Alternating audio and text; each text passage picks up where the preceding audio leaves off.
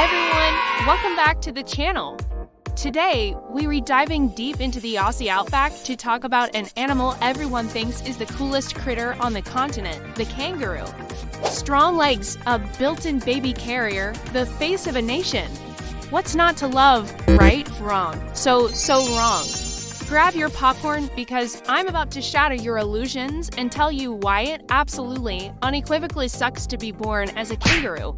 First, let's talk about the grand entrance into this world. When you think of birth, you probably picture something, well, a bit more substantial, but a baby kangaroo, or a joey.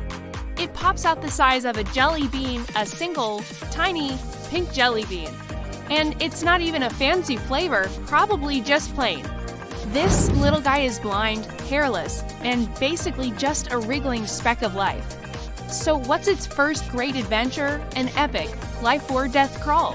It has to haul its minuscule body through a jungle of its mom's fur all the way up to her pouch. There are no maps, no GPS, just a desperate, instinct-driven scramble towards a pocket of safety.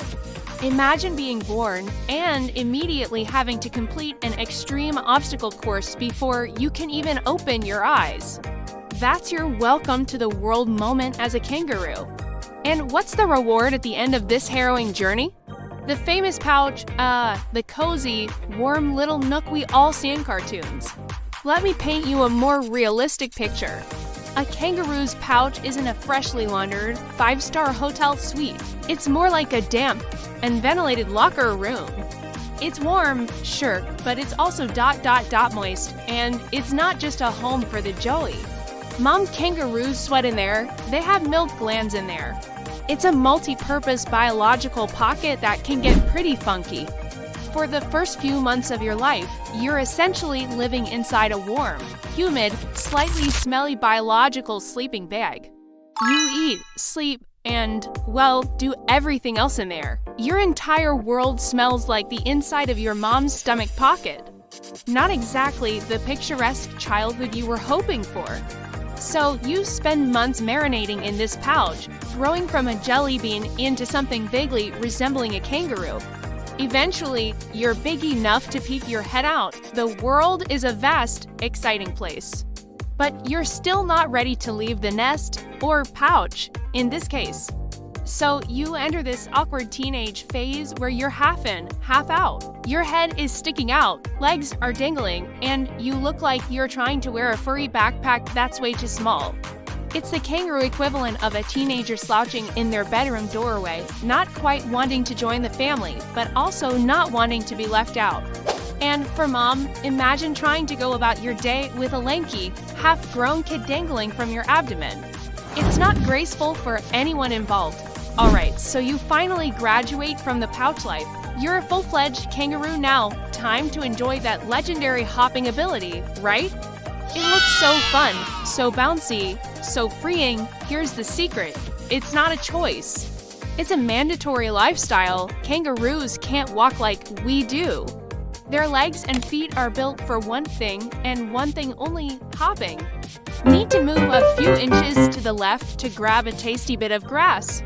Nope, gotta hop, trying to sneak away from a predator? You're a bouncing bullseye. Imagine your only mode of transport was a pogo stick. It might be fun for the first 5 minutes, but try doing your grocery shopping on it. That's a kangaroo's life. It's 24/7's cardio. Leg day is every single day, and there are no cheat days. And let's talk about the practicalities of this hop-only life. What happens if you drop something? Let's say you're a kangaroo who just found a cool-looking rock. You're holding it in your little hands, admiring it, and whoops, you drop it. You can't just bend over and pick it up. You can't take a simple step back. You have to engage your massive leg muscles, launch your entire body into the air, and try to land near the rock. But stopping on a dime is not a kangaroo's strong suit. Their powerful legs and long tail are built for forward momentum, so you'll probably hop right past it. Then you have to turn around, which is a clumsy affair in itself, and try again. You lines likely overshoot it another 5 or 6 times before you can finally get close enough to awkwardly lean down and retrieve your precious rock. It's a whole production for something that would take a human to seconds. Now, let's address the elephant in the room, or rather, the kangaroo in the ring. The boxing.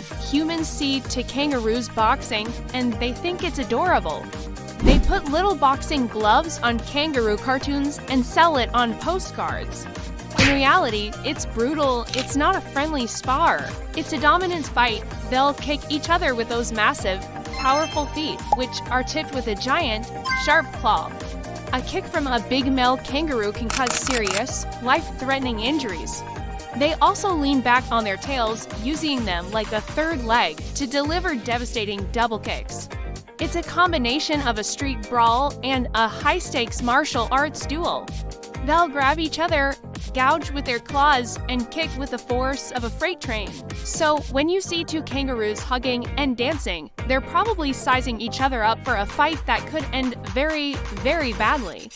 It's not cute, it's a desperate struggle for status and mating rights. And speaking of their bodies, they're just awkward. They have these ridiculously oversized back legs and feet, and these tiny, little T-Rex arms. What are those arms even for? They're pretty much only good for grabbing branches to eat, or for grabbing your opponent before you kick them in the stomach. You can't use them to carry things while you're hopping. You can't use them for balance. They reach just these little appendages dangling in front of you while your lower body does all the work. It's like your body's budget was blown on the legs and tail, and by the time they got to the arms, they just slapped on whatever was left over.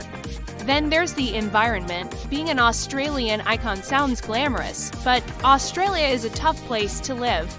You've got droughts that dry up your food and water sources. You've got bushfires that can sweep through your home in minutes, and you've got predators.